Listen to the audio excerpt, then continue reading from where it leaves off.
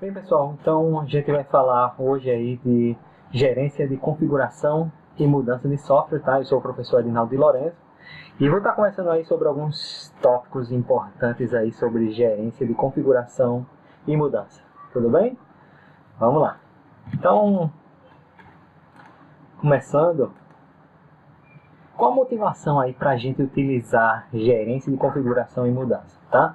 Então, a gente como desenvolve software, né? A gente que desenvolve software, a gente precisa ter um controle de quais artefatos a gente está entregando para o cliente. A gente tem principalmente lá o nosso artefato, que é o código, que ele passa por várias versões e várias mudanças, né? Então a gente tem a questão de levantar uma versão 1.0 e aí levantar a versão 2.0, encontrar um bug numa versão e alterar aquilo. Em contrapartida, tem outros desenvolvedores que estão lá desenvolvendo outras funcionalidades ou alterando alguma funcionalidade, enfim. Então, tudo isso exige um controle bem feito, né, para que a gente não tenha problemas aí na hora de entregar projeto de software, tá? E aí eu vou falar um pouquinho sobre esses problemas aí, dos quais eu já vivi muitos deles, tá? Então, pessoal, como a gente está falando, né, o desenvolvimento de software ele exige um controle sobre os artefatos produzidos, tá? Conhecimento de funcionalidades que entrou ou que saíram de uma versão, né? Então imagina aí, a gente vai ver casos aqui onde eu fiz uma funcionalidade nova para o cliente e aí essa funcionalidade nova exige você alterar vários arquivos, alterar uma linha de um arquivo, criar arquivos novos, e aí o cliente vem e diz, olha, não quero mais essa funcionalidade, não gostei, e aí como é que a gente faz para tirar toda essa funcionalidade? Vai pesquisando em cada arquivo, isso aqui, essa funcionalidade que o cliente pediu, eu adicionei essa linha, ou então eu tirei essa outra linha, ou adicionei esse arquivo. Imagina o trabalho que dá você pesquisar todo o seu código para saber o que pertence a cada funcionalidade. Então isso aí é uma das motivações da gente utilizar gestões de configuração de software, tá? Em que versão um bug foi corrigido, né? Então a gente corrigiu um bug e de repente ele aparece de volta. O que aconteceu? Então a gerência de configuração também permite que a gente trabalhe com isso, tá?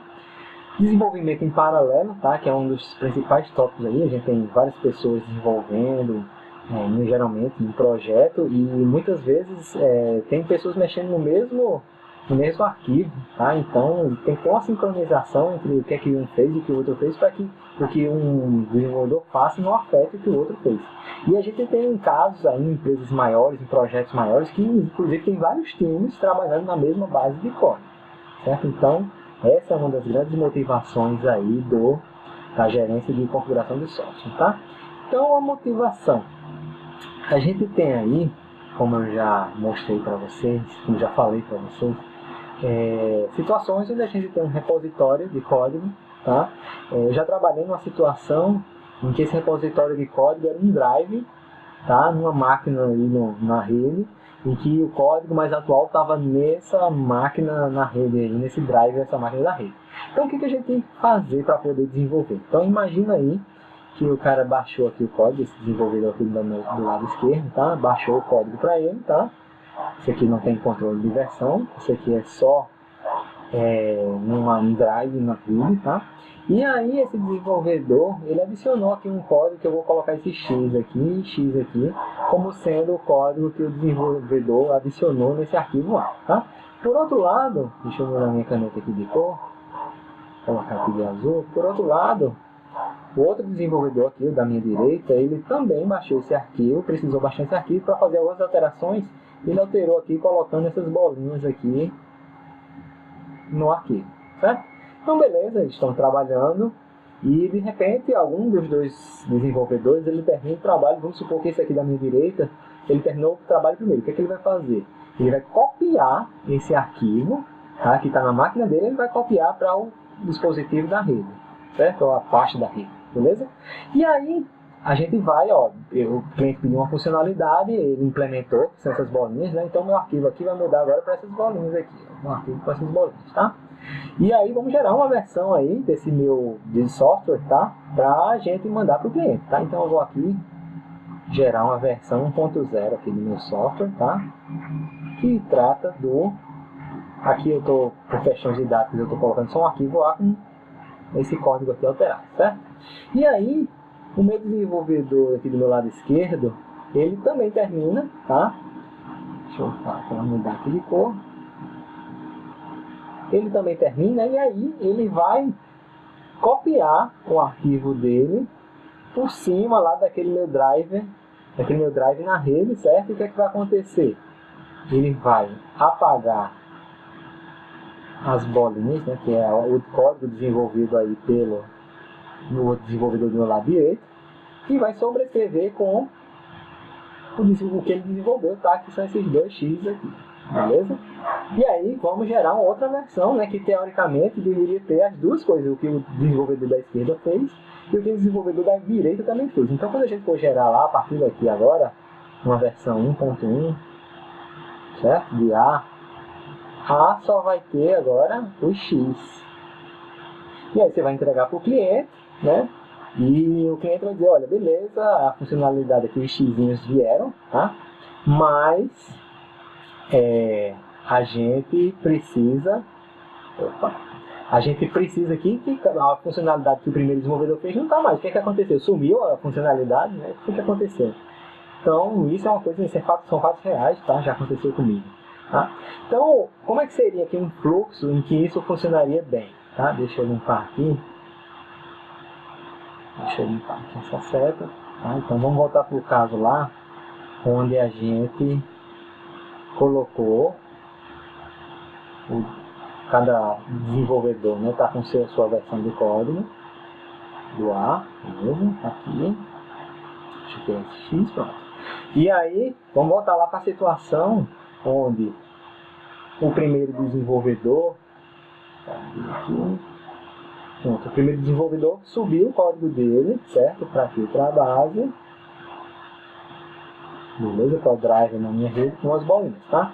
E aí ele vai gerar de novo uma versão 1.0 de A com o código que ele adicionou.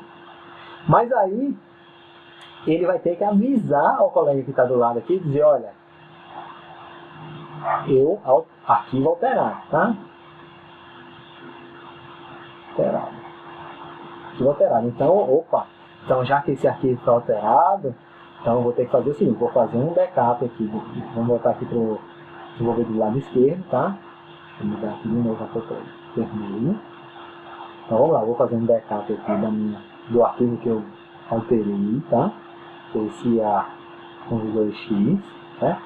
Vou verificar aqui o que foi que ele fez, o desenvolvedor que subiu no drive de rede, o que é que ele fez, tá? Ele adicionou 3 bolinhas, essas 3 bolinhas aí, então vou sentar aqui no meio, tá? Copiar o que a gente fez aqui, que estava no backup, para esse arquivo novo, que é o que eu trabalhei, e agora sim a gente vai copiar ele para o meu repositório que está lá na rede, tá? Então, agora o meu arquivo ele está com tudo, está com o que o desenvolvedor da esquerda fez, que são os X, e o desenvolvedor da direita fez, que são os bolinhos. Então, quando a gente for gerar agora uma versão nova, 1.1, a gente vai ter uma versão do arquivo A com as 3 bolinhas que o primeiro desenvolvedor fez e com o X, que foram as funcionalidades que o segundo desenvolvedor fez. E aí a gente tem o nosso código completo, tá? Vejam a complexidade que é fazer tudo isso, tá, pessoal? É importante a gente perceber. A gente geralmente já está acostumado a começar desenvolvendo com um repositório como o Git ou o SVN, que a gente vai falar aqui durante a aula, que a gente não sabe exatamente por que a gente precisa, mas reparem, vejam a dificuldade que é você fazer essa gerência, esse que a gente chama de merge de arquivos, de controle de alterações, sem um repositório, sem um sistema gerenciador de configuração como o Git, ou o SVN, ou o CVS, enfim. Ok, pessoal?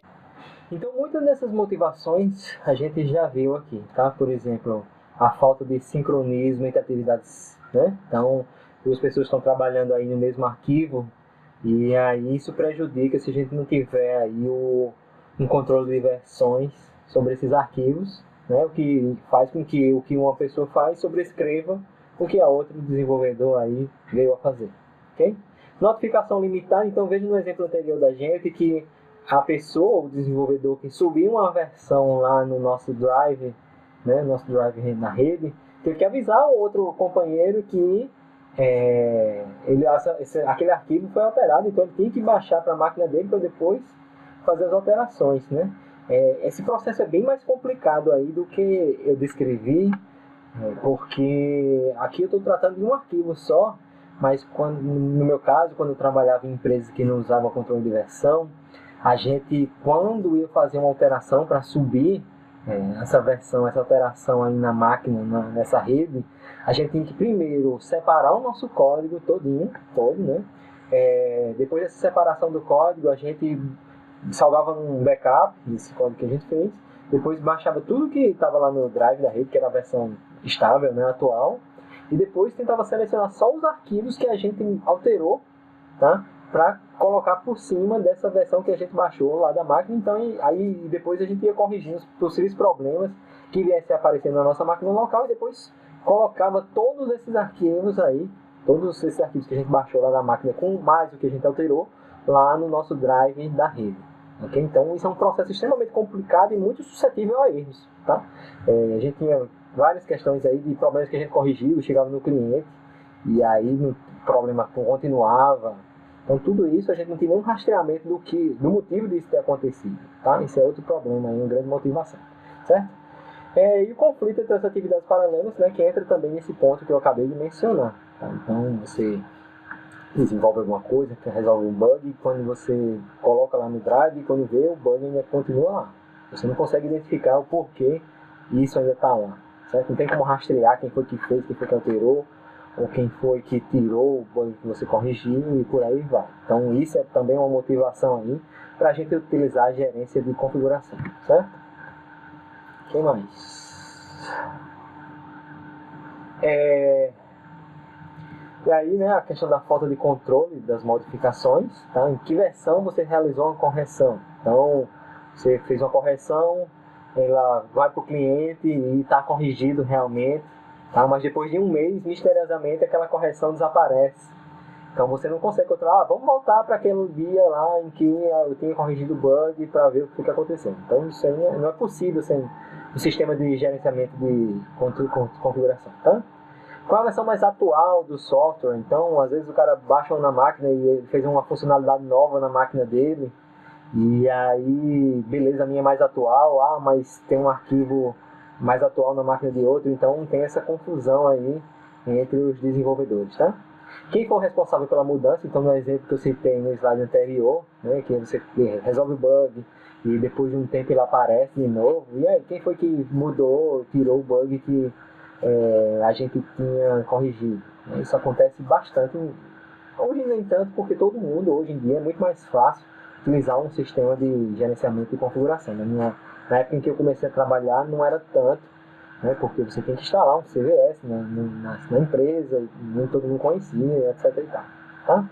O que foi realmente modificado? Então, vem aquela questão de você ter que separar todos os arquivos, uma linha do que você alterou no arquivo, saber exatamente tudo que você fez, e às vezes você está desenvolvendo numa pressa lá, cria um arquivo, altera outro arquivo e não sabe exatamente. Depois, quando você termina, beleza, terminei, e agora vamos ver tudo que foi que eu alterei. Aí dá um trabalho assim, muito grande e é muito suscetível a erro. Às vezes você esqueceu de, a gente fazia muito isso, separava, tá aqui, eu acho que eu mexi nesse arquivo, alterei esse outro arquivo, adicionei essa linha, beleza. Agora vamos colocar na versão que está na rede. Certo, vou colocar na versão que está na rede, aí vai compilar, deu problema. Por quê? Porque esqueceu de alguma coisa, esqueceu algum arquivo ou alguma linha que estava em outro arquivo que você não lembrou, tá? Então isso é muito suscetível a erro, beleza? Quando for, então, beleza, essa questão do bug que apareceu depois de um mês, quando foi que esse bug entrou de novo? Será que já tinha antes, não tinha sido mandado uma versão para o cliente, ou ele apareceu numa alteração que alguém fez? Enfim, tá? Então a gente tem como rastrear tudo isso usando a gerência de configuração. Perda de código-fonte do sistema. Então imagina essa situação onde eu tenho um drive na rede, tá? Com o meu código-fonte, esse drive, por algum motivo, o computador quebra ou o HD vai embora, então você perdeu todo o seu código principal do sistema, certo? Impossibilidade de recuperar determinada versão do sistema. Então, imagina que você fez várias funcionalidades e o cliente manda tirar tudo, ou ele mandou adicionar uma nova funcionalidade e manda tirar uma que você fez lá no começo do projeto. Então é muito difícil, você vai ter que escavar todo o código para descobrir quais linhas, quais arquivos fazem parte daquela funcionalidade que o cliente pediu para tirar, né? Ou que a empresa decidiu estrategicamente tirar aí do código-fonte, certo? E aí a falta de controle sobre mudanças e atividades dentro do nosso projeto, tá, pessoal? Bem, pessoal, então nesse vídeo a ideia foi mostrar para vocês quais os problemas, os principais problemas aí que a gente encontra ao não utilizar a gerência de configuração, tá? Então é mais entender a motivação para isso, por que a gente precisa. Isso é importante porque muitas vezes a gente costuma utilizar hoje em dia sistemas de gerenciamento de configuração, como Git, SVN, etc. Mas a gente não entende o motivo pelo qual a gente faz isso, tá? No próximo vídeo a gente vai entender o que é, geralmente, conceituar a gerência de configuração, tá? E para que serve, e alguns conceitos básicos aí de gerência de configuração, ok? Valeu e até a próxima!